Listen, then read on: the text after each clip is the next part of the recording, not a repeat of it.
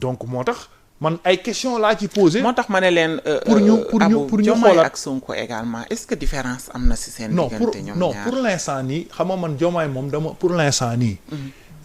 Diomaye li ma gisagum. Diomaye est en train de faire du Sonko sans Sonko. c'est ça oui. parce que dama gisagul. non c'est ça. dama gisagul politique laa gis. c'est ça. mooy c'est du Sonko sans Sonko. c'est ça. parce que la nomination de Habibou Dia on doit se poser des questions et que ñu. et de Cheikh Dieng docteur Cheikh Dieng. mais xam nga docteur Cheikh Dieng il est toujours sous tutelle. même ministre moom bi mu attaqué woon te le ministre est toujours là. le ministre est toujours là léegi. c'est paradoxal. xam nga li tax mu nar a grave sax fii man. question boobu laay poser. te loolu les opposants et les oppositions ñoo ko war a xeex. xam nga lu tax. tey les directions boo ànd ak Diomaye même boo ànd ak Diomaye tu da ngay reconduire toogaat sa poste. mais sur les 2 ans sa gestion. c'est très important. mais pour l'instant ñu ngi tombé ci piège boobu. li dugal réew mi ci guuta gi yow ci nga bokk. parce que ci 2 ans yooyu yaa ngi woon ci même poste bi. 2 ans yi fi nekk bu dee ni gestion Ousmane Sonko bloqué woon réew mi. moo jiiñoon administration faussaire moo na DG yi accompagné woon bépp DG bu ñu war a reconduire da nga war a indemne. ci rapport sa gestion baax sa lépp jaar yoon. mais mënuñu actuellement DG yi ku ànd ak ku dem kiiraay. nga des am kiiraay mais ak lépp loo mën a def koo xam ne ni nanguwoo. ñu fëlang la. ñu yóbbu la. ba noppi di la auditer. mais il faut que mu leer parce que. ça devient grave hein. parce que ñi fi jógee dañu ñëw ne rapport yëpp président ne rapport yi mu fekk yëpp la teg ci table bi. ñu jàpp ci ñoom waa Macky yëpp. aujourd'hui 2 ans de gestion nañu teg rapport yëpp sur la table. et ci biir 2 ans yi ñaata scandale lañ fi tudd également. mais scandale Azer a ngi le DG est toujours sur place. voilà. ONAS le gars est revenu Fera gagné procès. Le ministre de tutelle est toujours là. c'est paradoxal. ba pare ce qui est très grave et catastrophique quand le premier ministre prend une décision. pour dire au directeur des HLM que na intégré waat. 9 yi mu dàqoon. 9 yi mu dàqoon. waa léegi.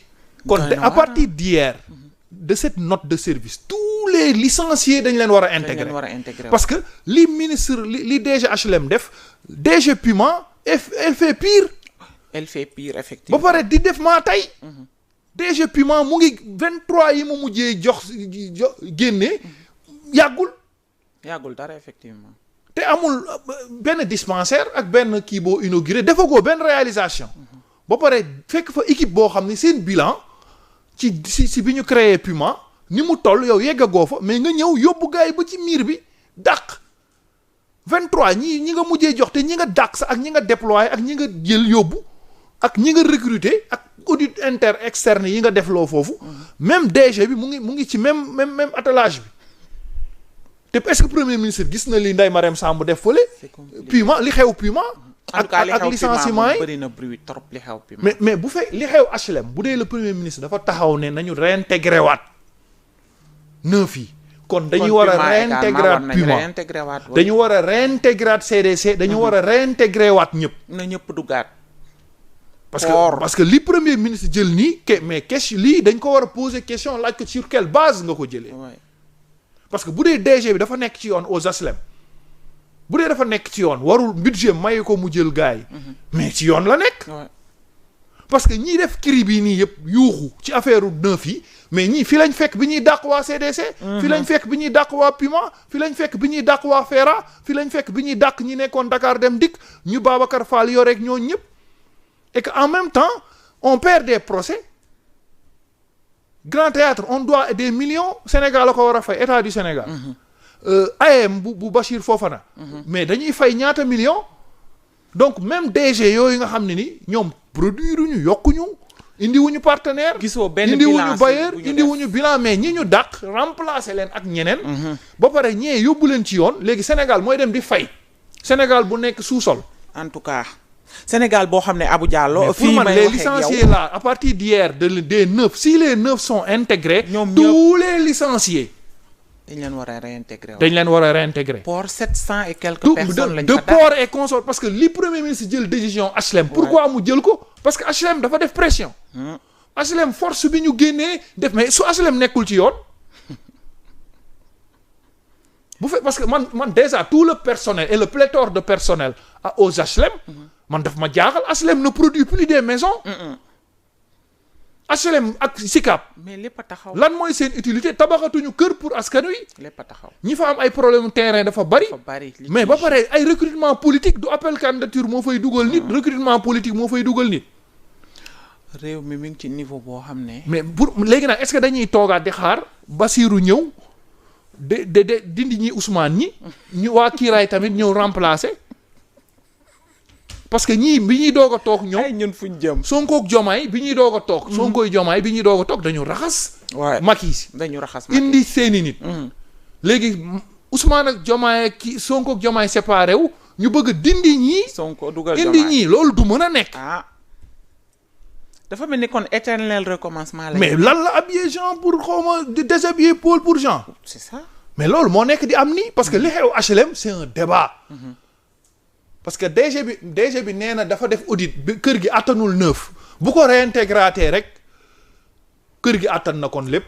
PM de nee na 9 agents yi dañ leen réintégré. waaw mais léegi PM bi muy wax ci 9 agents des HLM.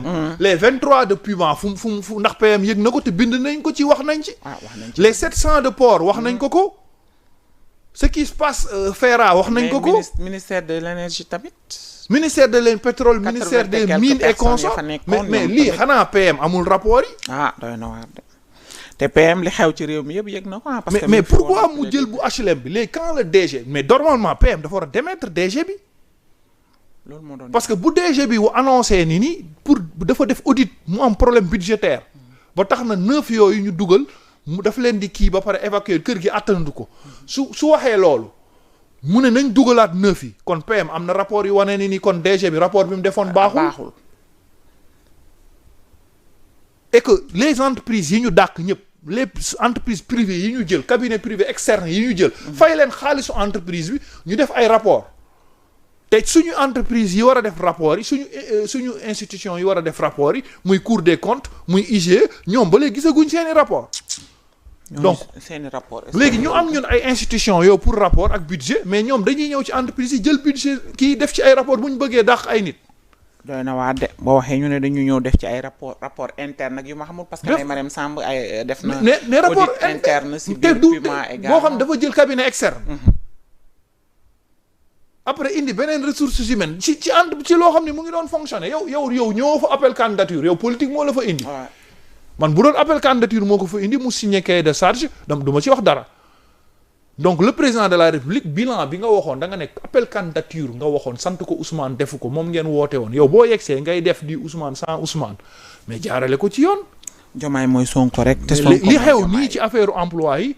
dëggal na ko c'est à revoir. waaye mais réew mi tamit xiif gi nga xam ne mu ngi ñuy gerte nañ ci taxaw seetlu également yaa ngi wax sànq réew mu nekk au sous-sol mais réew mi fi mu toll nii experts yu bari waxoon nañu ne bu ñu duggee ci deuxième trimestre 2026 réew mi dina am situation bu compliquée bi ñu daaxee Ousmane Sonko ñu bari jàpp ne xëy na dina décanté wu mais laalaa am na 6 départements yoo xam ne jamono ji may waxee ak yow dañu nekk situation bu critique ci wàllum xiif mooy li nga xamante ne moom mooy Guédé mooy Goudiri autant pour moi Salem te Bambey Matam Podor Ranérou ñoom ñooñu ñëpp jamono ji xiif gu méttee métti moo ngi leen di gétte actuellement pendant ce temps suñu gars yi ñu ngi ci kiiraay ak Pastef ki di jaay ay carte ki di xool nu mu mën a jëlee ay nitu Pastef ak ay nitu opposition dajale pour ay élections yu jëm si réew mi tamit abu fan lañ jëm. non mais man mon problème c'est les 2 ans du ministre Cheikh Diba.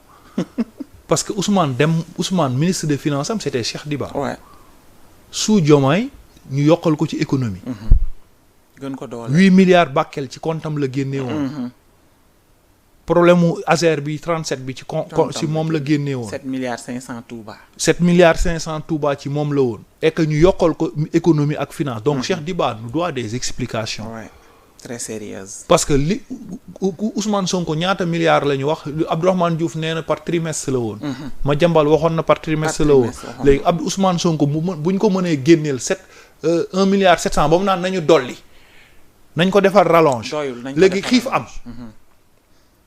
xiif am rapport yi am nii ci xiif léegi moom mu yor 1 milliard 700. ñu jënd oto 50 millions pour assemblée nationale. assemblée nationale. cabinet wu El Malick ma nga fa woon Ousmane ñëw jël ministres yi amul liggéey yëpp yi mu dàq casé waat leen foofu mën nañ ko supporter te xiif am te loolu pour ñu supporter ko même ministre de l'économie et des finances bi moo fi nekk.